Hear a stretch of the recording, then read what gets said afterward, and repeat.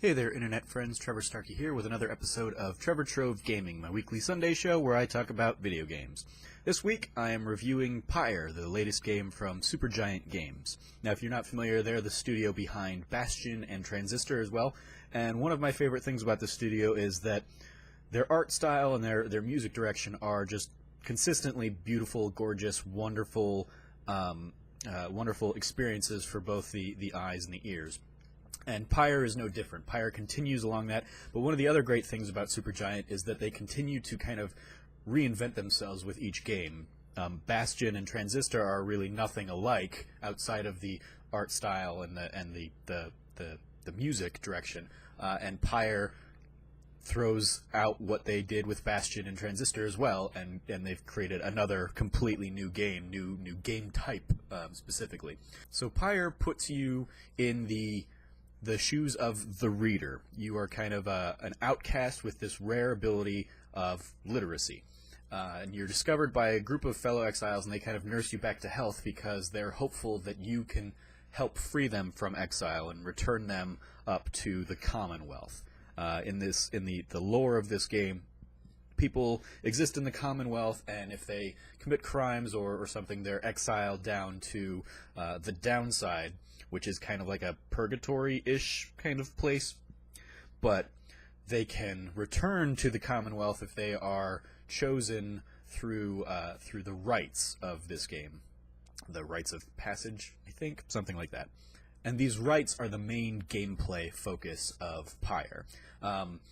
They're difficult to explain, so it's basically like 3-on-3 basketball of a sort, and each team, you control your three characters, and each character has an aura around them, and if that aura touches an opposing character, that opposing character is banished away from the gameplay field for a short time. Some characters can use that aura in different ways. You can kind of throw it out in front of you and kind of use it as a weapon to banish other characters in the field. And each team has a pyre that they're trying to basically defend, and you're trying to attack and douse the other pyre, the other opponent's flame, the pyre, the flame. And you do that through the acquisition of the celestial orb. If this is fantasy basketball, as one of my friends online kind of called it, you basically have the celestial orb, which is your basketball, which you can have one of your players grab and then walk around the field. You can effectively dunk it into the pyre, doing damage to the opponent's flame, or you can kind of shoot it from a ways away. If you dunk it into the pyre, your character, the one that walked it into the flame, will be banished from like the next round of the next volley of the game. So it kind of effectively turns it into like a 2v3, 3v2 kind of battle. And if you try and throw it into the flame, it takes longer to do because you have to kind of hold your shot, and you will also only do as much damage as per the length of time that you hold it up to a certain point. So kind of dunking it is the guaranteed like full damage based on how much your character can do, and shooting it is going to take longer. But if you shoot it, your character also isn't banished for the next round, so it kind of evens the playing field, or keeps the playing field even. Also, when you are holding the celestial orb, your character's aura is all like funneled into that orb, so you're completely defenseless to opponents' attacks and whatnot with their auras.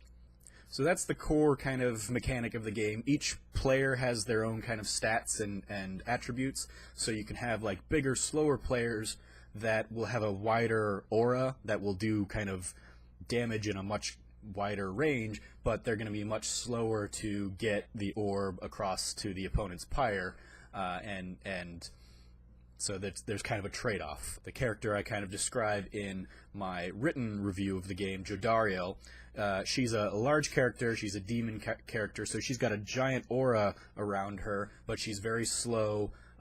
She does do a lot of damage if you can get her slow-moving character to the pyre, but you also leave her vulnerable because of how slow she is to get there. Anybody can kind of walk up to her and just banish her. Each character also has kind of their own abilities, and Jodario's ability, for example, she can jump, and when she lands, she kind of pushes back anybody in her kind of landing radius. So you can kind of use that to clear a path maybe for the characters to get to the Pyre.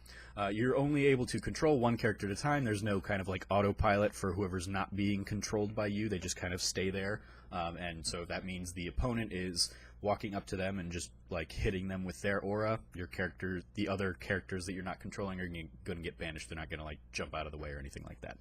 So that's the main component of this game, these rights, and it's much easier to understand when you're actually playing it than it is for me to kind of explain it out to people, which I think is probably going to be one of the minor detriments that this game has, is that it's a tough game to explain. You either have to see it or you have to like experience it yourself.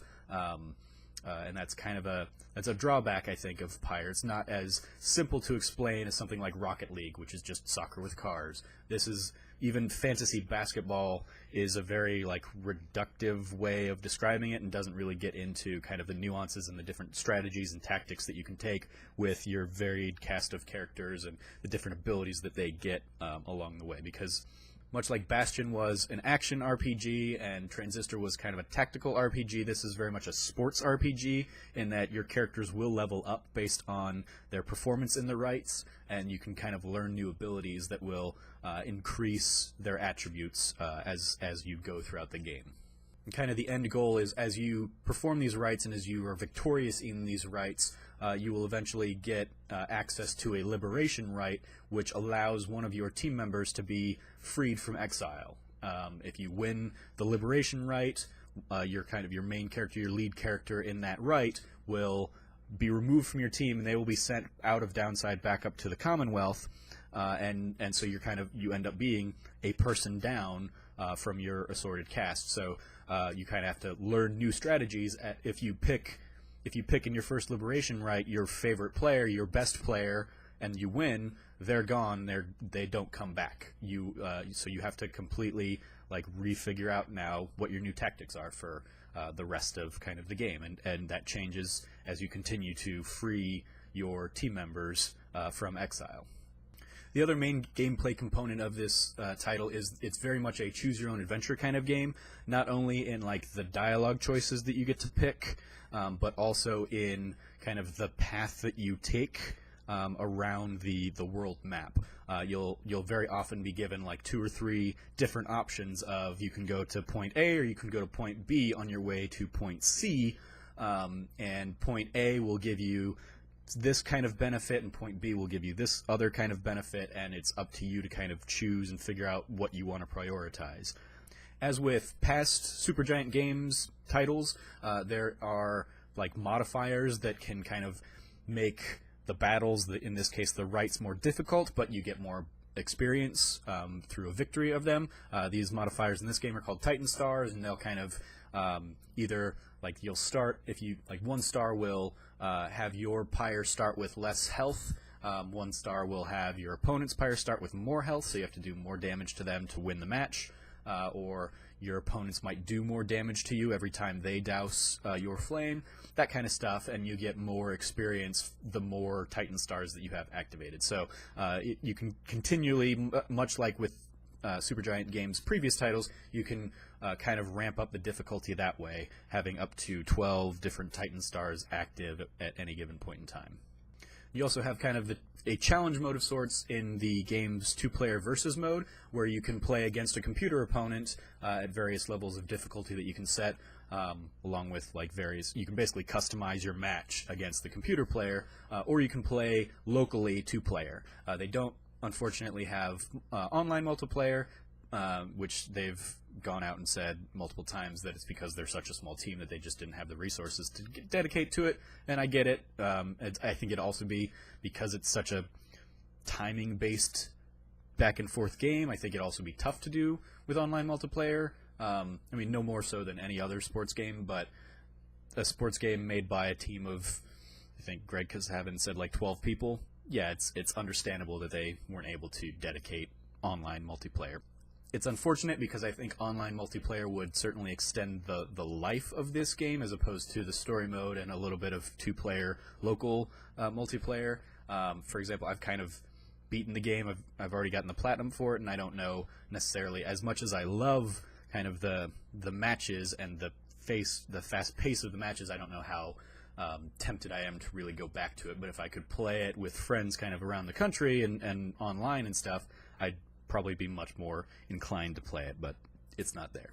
Lastly, as I said, kind of up at the top, the sound design and art direction in this game, just like with Supergiant games in the past, are incredible, phenomenal. They made the time both visually and orally exciting and lovely, and just put a smile on my face for pretty much my entire time in this game, even when I was, screaming obscenities and cursing the gods at my opponents when they were giving me a particularly bad beatdown or something like that. The music is still great, and it still looks beautiful to play. There were some minor, performance things, especially when you start getting into kind of a lot of stuff going on screen and trying to do the fast-paced stuff and fast-paced matches. The game does lag a little bit at points, which isn't something that you want in a game that is a very fast-paced sports back and forth. It would be frustrating when I felt like I was dying because I had tried to move a character out of the way, but the game kind of stuttered to get there, and the opponent got me while the game was kind of lagging a little bit like that. But all in all, I really enjoyed my time with Pyre.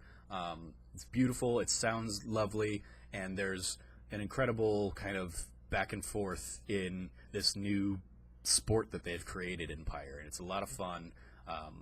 Exactly what you're looking for in kind of sport. So let me know what you think about Pyre if you've played it in the comments below. As always, I've been your host, Trevor Starkey from TrevorTrove.com. You can follow me at SnarkyStarkey on Twitter. You can read the full review in written form over at TrevorTrove.com or in the link in the description below. And as always, from here at the Trove, treasure your friends.